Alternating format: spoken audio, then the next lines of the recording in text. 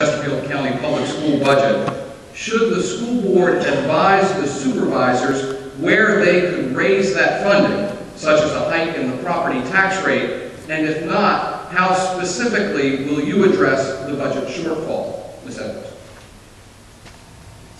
Thank you. I certainly think that, know that we will have a funding gap, and all indications are so. And locally, I think that the community has to be involved in some of the decisions that are being made. And actually, when it comes to any increase in taxes or any other revenue, citizens are the ones who will have to pay. And I think the citizens need to be involved and have a direct impact on those decision makings, on the decision making, in addition to the school board. It is just not simply on any government body, separate body, to make that type of decision that will impact every citizen within our county, in addition to many other aspects of our county that need attention, not only the schools, but safety and security and other issues as well. So we certainly will make sure that our communities are involved in the decision-making process. But as a leader on the school board, would you recommend a tax hike, or what else would you recommend?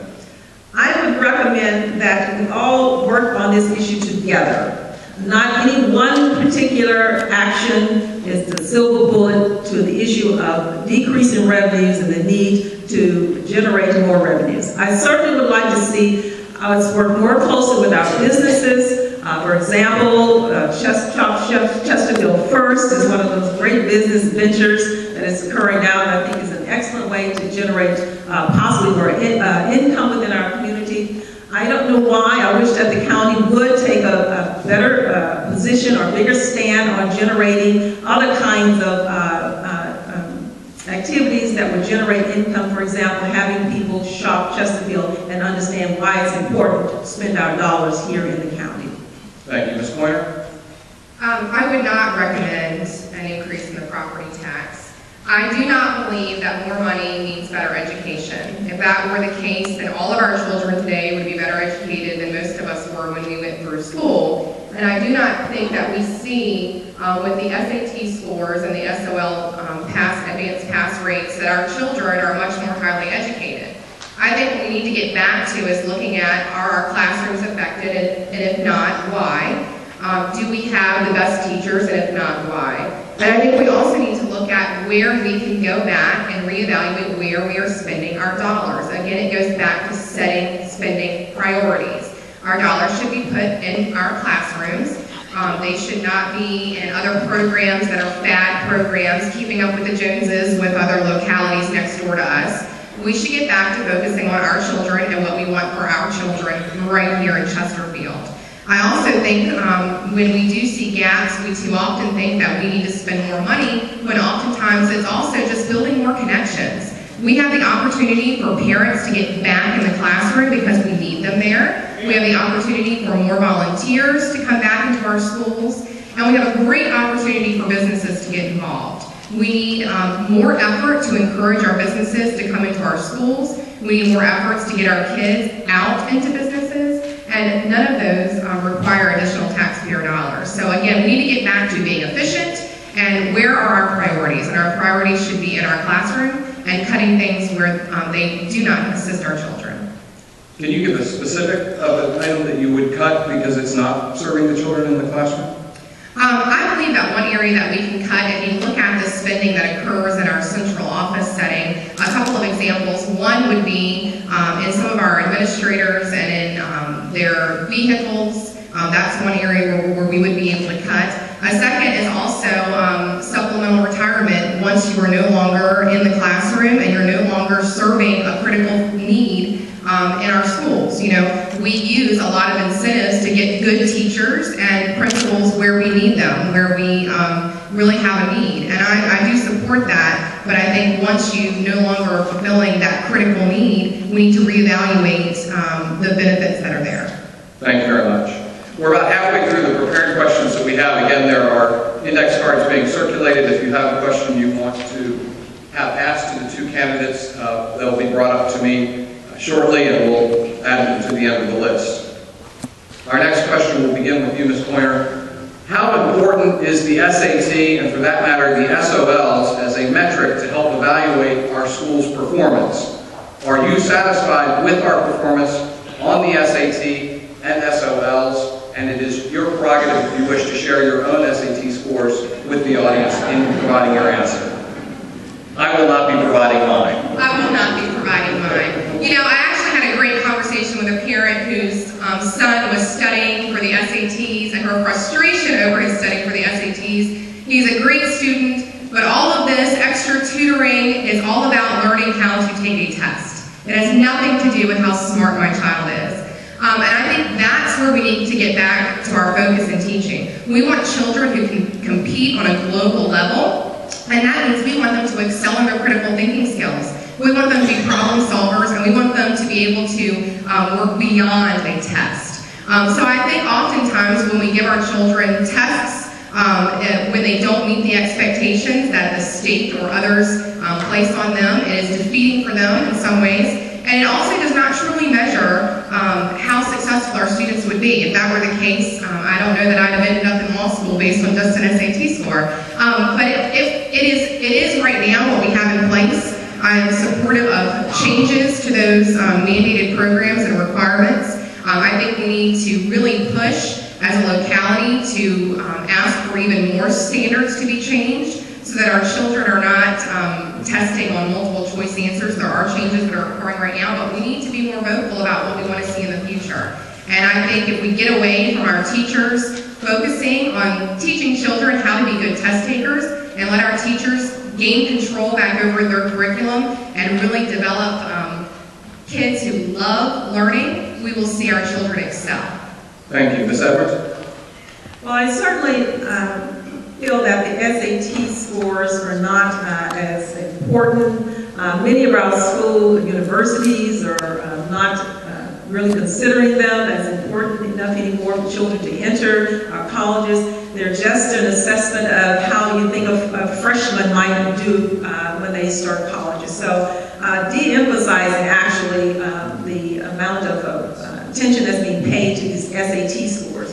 But with the SOLs, the standard of learning, that is one area that I certainly think we should be focusing on and lobbying and advocating with our state officials on making changes to the SOL and many of those mandates that are required of our teachers. We do understand that they're teaching to the test, which is very unfortunate. We want to be able to get away from that level of teaching. And however, there needs to be some level of standardization for our students. We have to have goals for them to reach. But the SOLs, in terms of the way they're being presented now, definitely we need to revisit. There needs to be changes in place. Thank you. Thank you. Given the competing needs within the school system, do you believe that the county commitment of resources to the specialty centers in high schools is a wise use of our resources? And please explain, Ms. Evans. I certainly do. Because of the diversity of our student body and the fact that we are preparing students for the unknown, things that we haven't even thought of yet, hence the critical thinking skills and the communication skills and the technology, the 21st century learning that must take place. And we need other options for our students. Everyone doesn't learn the same. Everyone has different interests, and we should be trying to meet students where they are, give them the basics of education, but certainly try to expand their horizons as much as we can for all that they have to look forward to. So I certainly think that the funding that we're spending on technical centers is a very, very wise investment in our students, and we should not deviate from that. If anything, we should continue to enhance it as we see more needs develop within our students here in Chesterfield County. Thank you. Ms. Coyner?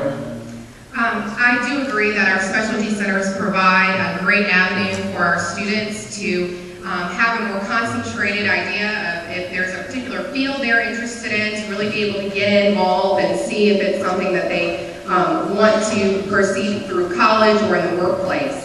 I do think we need to be careful, though, with our specialty centers that we also are really paying attention to what's happening around us globally, and we don't get fixated on just the specialty centers that we offer now. We need to make sure that we're preparing for as the market changes, as fields change and as there are different needs in the workforce, that we are developing a way that we can slowly get out of the current specialty centers that we're offering and set up new little incubators to get started for students who have additional needs.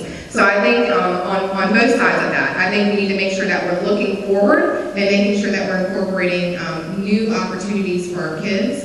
I think we really need to focus a lot on technical skills and making sure that all of our children have the opportunity to engage in something that's of interest to them, even if they're not in a specialty center. If you're a child who's in a regular classroom setting and they're homeschool in high school, we need to do more to make sure that we're hooking those children up with business owners who are willing to let them come in and intern and volunteer, so that they are also, even if they are not in a specialty center, they are able to receive the same benefit of looking at a field that may be of particular interest to them.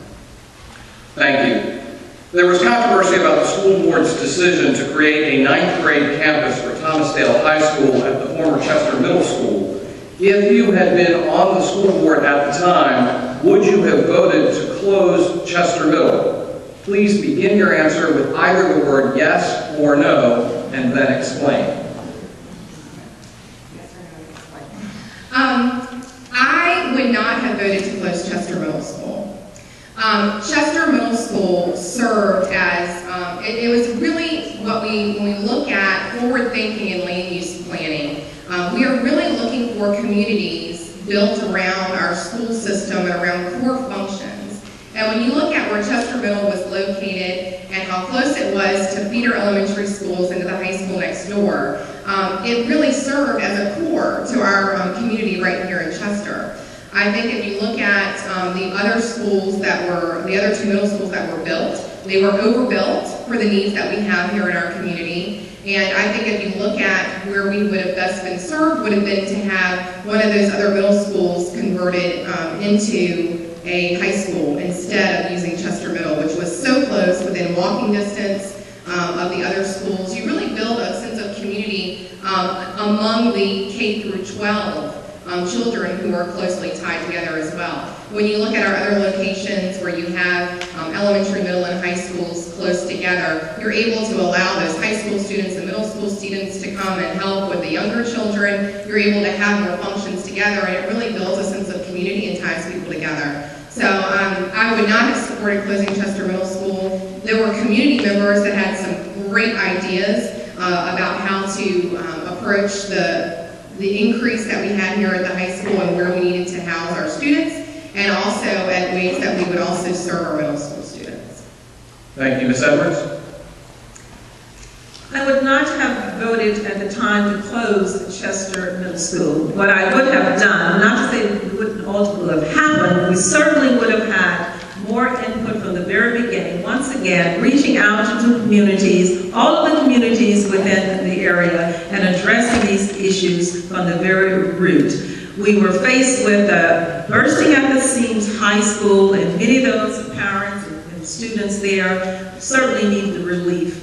But that didn't happen overnight either. So poor planning possibly, or not looking forward enough in terms of where we're building our schools and the size of schools that we're building. But certainly in that particular issue, having more input from the communities from the very beginning.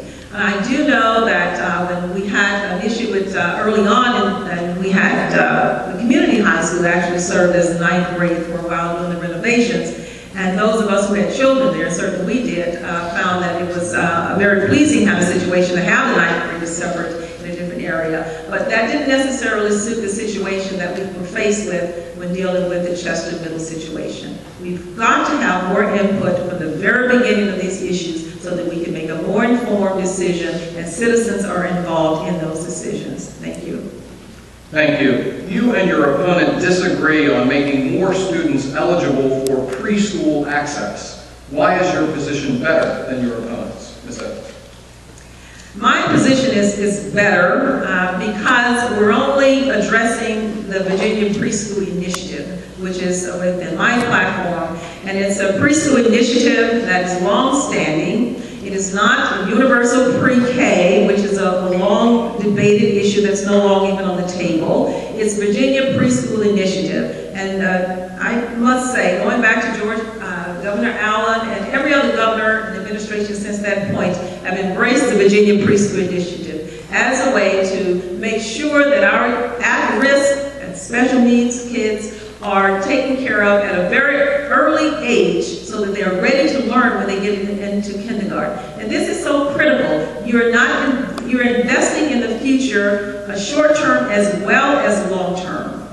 There's nothing to be lost by making sure that we're taking advantage of the, at least not less than 50% that the state provides for the Virginia Preschool Initiative. And we should make sure that every one of the children who are at risk are taking advantage of that program. We only had 112 this year with over 600 slots available. So I'm very much in support of the Virginia Preschool Initiative. And I don't know any superintendent or security personnel, police officers in this area that has not been in favor of supporting of that program for our young at-risk children. Ms. Pointer?